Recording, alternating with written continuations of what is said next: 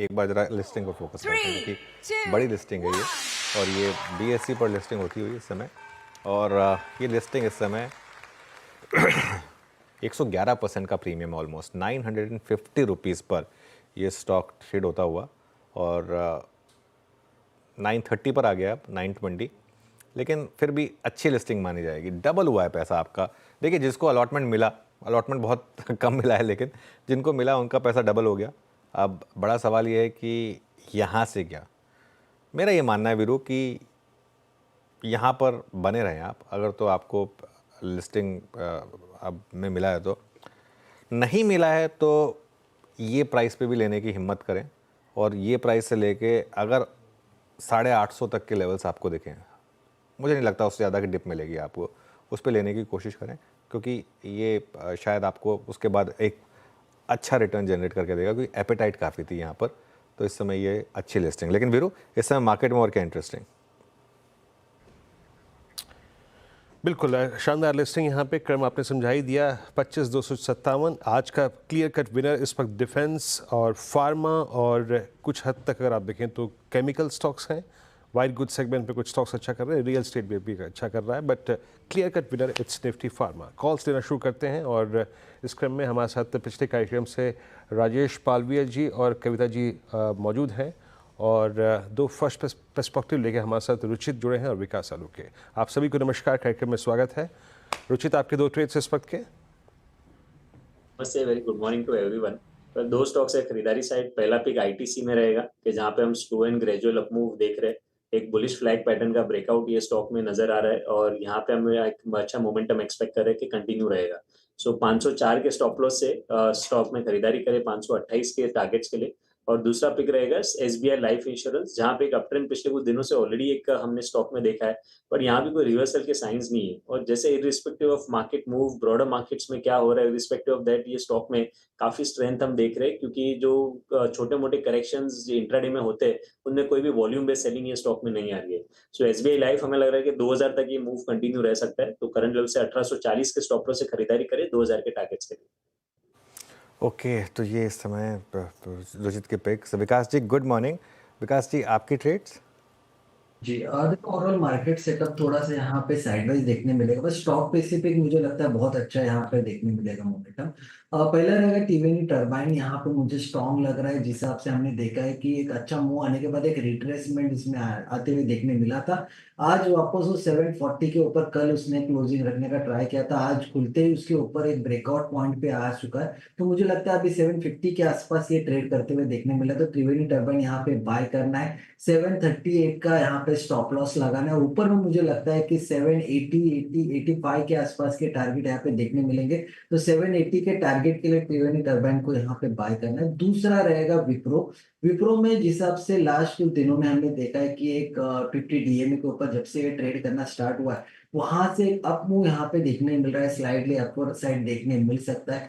तो 552 के टारगेट के लिए यहाँ पे विप्रो को बाय करना है, और नीचे में 530 का एक इम्पोर्टेंट सपोर्ट यहाँ पे लास्ट कुछ दिनों में हमने नोट डाउन किया, तो 530 के स्टॉप लॉस से विप्रो को बाय करना है। 552 का पहला टारगेट यहाँ पे विप्रो में आते हुए देखने मिल सकता है। ओके, विप्रो 539 पे आपका बाय कॉल है। कविता जी, आपके दो ट्रेड्स? सो मेरा ट्रेड होगा एक एस्कॉर्ट्स पर।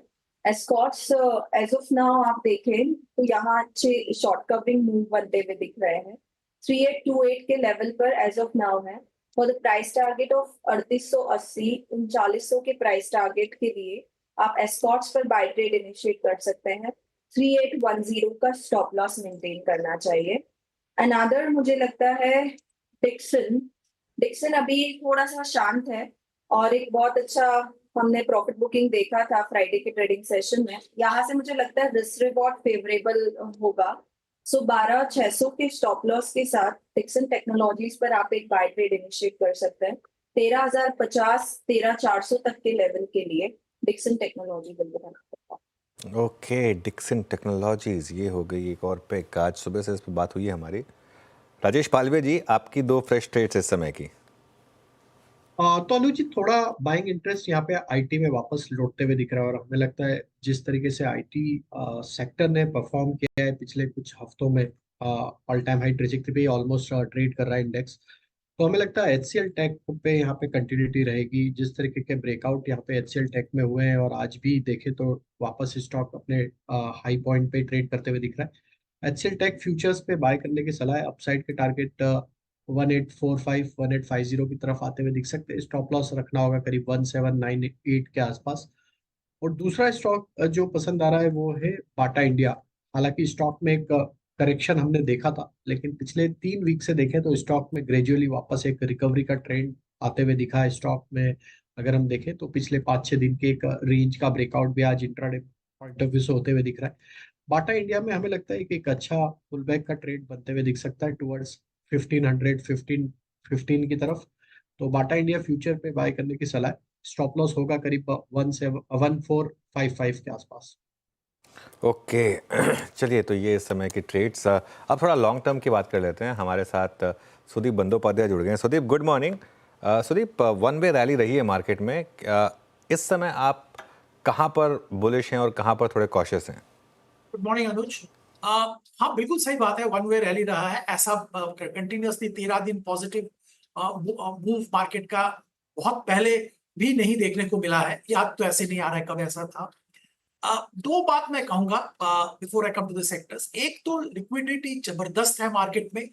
डोमेस्टिक लिक्विडिटी करीब 50,000 करोड़, 20-22 हजार म्यूचुअल फंड, बाकी HNIs और अदर सोर्सेज से मार्केट में आ रहा है 50,000 करोड़ प्लस मार्केट में। दूसरा, FIIs ने भी पैसा लगाना शुरू किया है, तो मार्केट के लिए बहुत अच्छा है। तीसरी बात यह है कि ग्लोबल मार्केट्स से भी जो संकेत आ रहे हैं, यूएस मार्केट भी ऑल टाइम हाइस टच कर रहे हैं, तो वहां पे भी पॉजिटिव संकेत मिल रहे हैं।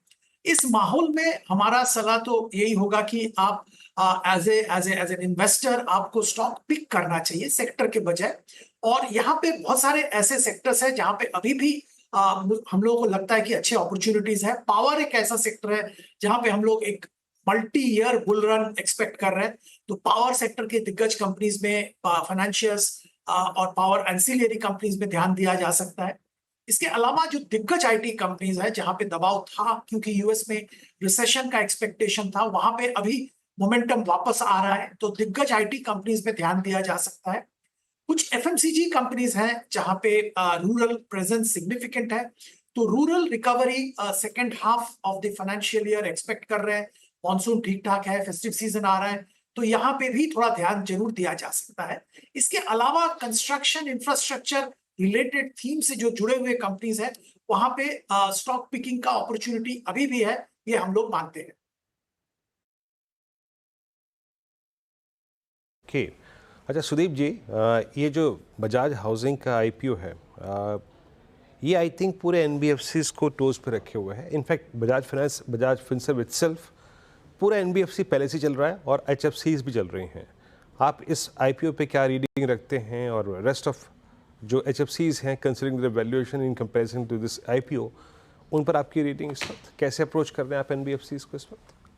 देखिए, ये बजाज फाइनेंस का सब्सिडियरी है और ऑब्वियसली वैल्यूएशन जो भी आएगा, इसका impact, positive impact Bajaj finance पे जरूर आएगा, और ये एक्सपेक्टेशन बन रहा है। इसीलिए बजाज ट्विंस फाइनेंस और फिनसर्व दोनों में मोमेंटम हम लोगों ने देखा है।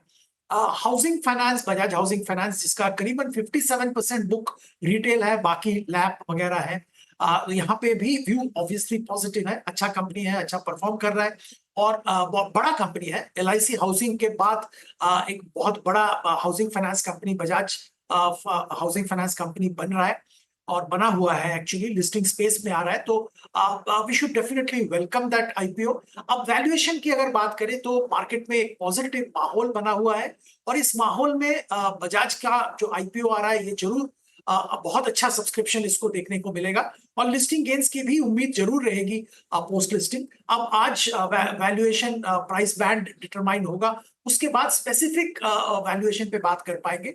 पर ओवरऑल माहौल पॉजिटिव है, मूड पॉजिटिव है, और इसका रब ऑफ इफेक्ट, जैसे आप कह रहे हैं, NBFC सेक्टर और सारे हाउसिंग फाइनेंस कंपनी में देखने को मिल रहा है। और जब लिस्टिंग होगा और जब प्राइस बैंड आएगा तो हाउसिंग फाइनेंस कंपनी में एक डेफिनेटली इम्पैक्ट आएगा और वो हम लोगों को जरूर देखने को मिलेगा। इसीलिए सारे हाउसिंग फाइनेंस स्टॉक एक्साइटेड है।